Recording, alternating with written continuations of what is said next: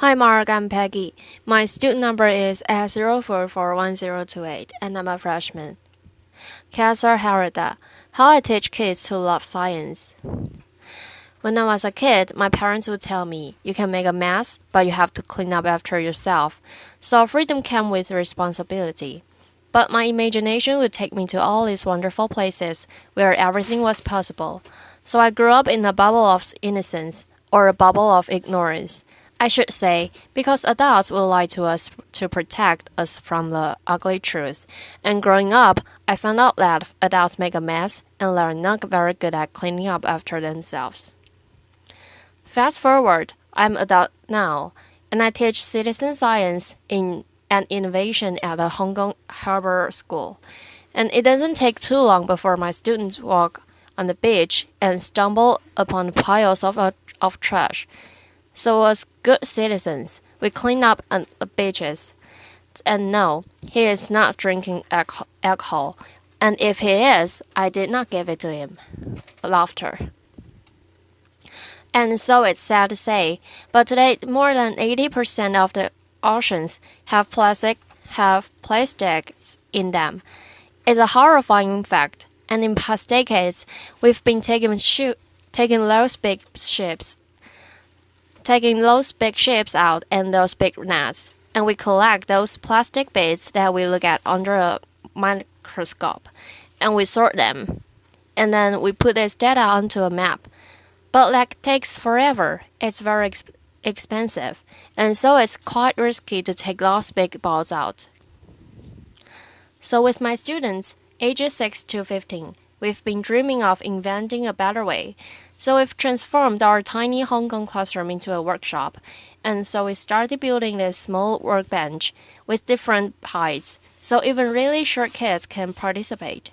And let me tell you, kids with power tools are awesome and safe. Laughter. Not really. And so, back to plastic. We collect this plastic and we grind it to a size we find it in the ocean, which is very small because it breaks down. So this is how we work. I let the imaginations of my students run wild, and my job is to try to collect the best of each kid's idea and try to combine it into something that hopefully would work. And so we have agreed that instead of collecting plastic bits, we're going to collect only the data. So we're going to get an image of the plastic with the robot. So robots, kids get very excited. And the next thing we do what we call rapid prototyping. We are so rapid at prototyping that the launch is still in the launch box when we are hacking it. Laughter. And we hack table lamps and webcams into plumbing fixtures, and we assemble that into a floating robot that will be slowly moving through water and through the plastic that we have there. And this is the image that we get in the robot. So we see the plastic pieces floating slowly through the sensor, and the computer on board will process this image and measure the size of each particle. So we have a rough estimate of how much plastic there is in the water. So we documented this invention step by step on a website for inventors called Instructables in a hope that somebody would make it even better. What was really cool about this project was that the students saw a local problem, and boom, they are trying to immediately address it. I can investigate my local problem. But my students in Hong Kong are hyperconnected kids, and they watch the news, they watch the internet, and I came across this image. This was a child, probably under 10, cleaning up an oil spill bare-handed in the Sundarbans, which is the world's largest mangrove forest in Bangladesh. So they were very shocked, because this is the water they drink, this is the water they bathe in, this is the water they fish in, this is a place where they live. And also you can see the water is brown, the mud is brown, and oil is brown. So when everything is mixed up, it's really hard to see what's in the water. But there is a technology there that's rather simple. That's called spectrometry. that allows you to see what's in the water. So we built a rough prototype of a spectrometer, and you can shine light through different substances that produce different spectrums. So that can help you identify what's in the water. So we packed this prototype of sensor and we shipped it to the Bangladesh. So what was cool about this project was the beyond addressing a local problem or looking at a local problem. My students used their empathy and their sense of being creative to help remotely other kids. I can investigate a remote problem. So I was very compelled by doing the second experiment, and I wanted to take it even further, maybe addressing an even harder problem, and it's also closer to my heart. So I'm half Japanese and half French, and maybe you remember in 2011 there was a massive earthquake in Japan. It was so violent that it triggered several giant waves. They are called tsunami. And those tsunamis destroyed many cities on the eastern coast of Japan. More than 14,000 people died in an instant. Also, it damaged the nuclear power plant of Fukushima, the nuclear power plant just by the water. And today, I read the reports and an average of 300 tons are leaking from the nuclear power plant into the Pacific Ocean. And today, the whole Pacific Ocean has traces of contamination of cesium 137. If you go outside on the west coast, you can measure Fukushima everywhere. But if you look at a map, it can look like most of the radioactivity has been washed away from the Japanese coast. And most of it now, it looks like it's safe, it's blue.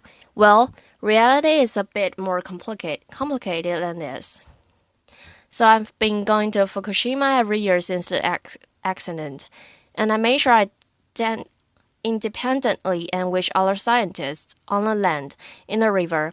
And this time we wanted to take the kids, so of course we didn't take the kids. The parents wouldn't allow that to happen. Laughter. But every night we would report to mission control different makes they're wearing. It could look like they didn't take the work seriously, but they really did because they're going to have a life with radioactivity their whole life. And so what we did with them is that we discuss the data we collected that day and talk about where we should be going next, strategy, initiatory, etc.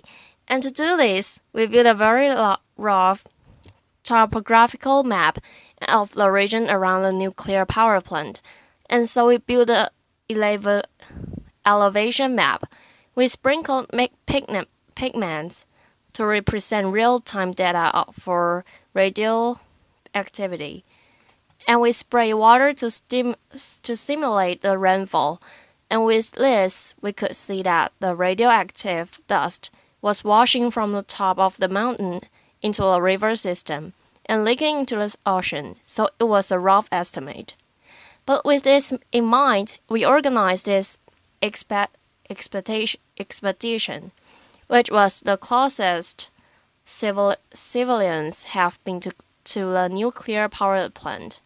We are sailing 1.5 kilometers away from the nuclear power plant, and with the help of local fishermen, we are collecting sediment from the seabed with a custom sediment sampler we've invented and built.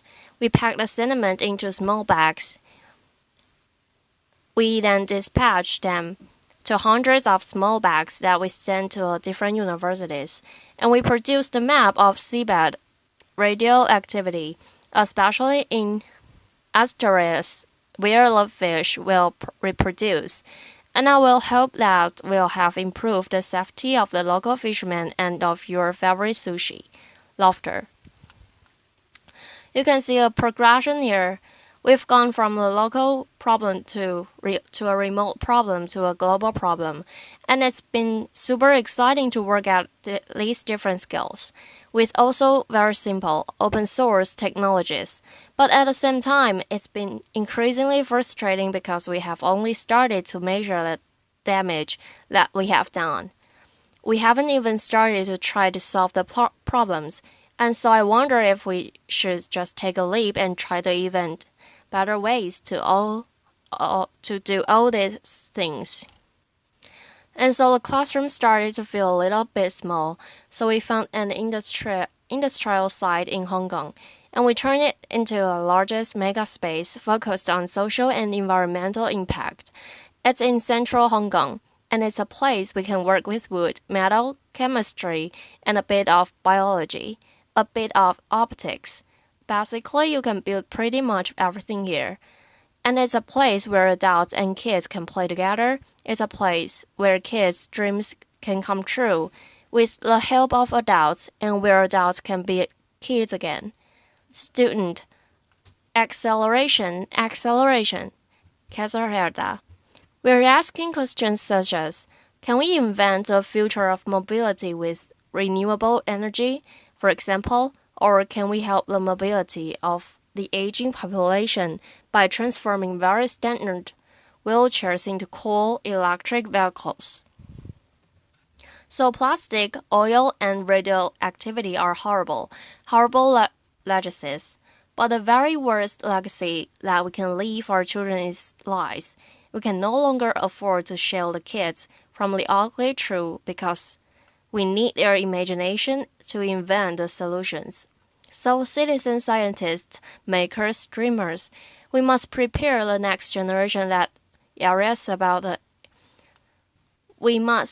prepare the next generation that cares about the environment and people, and that can actually do something about it. Thank you. Applause.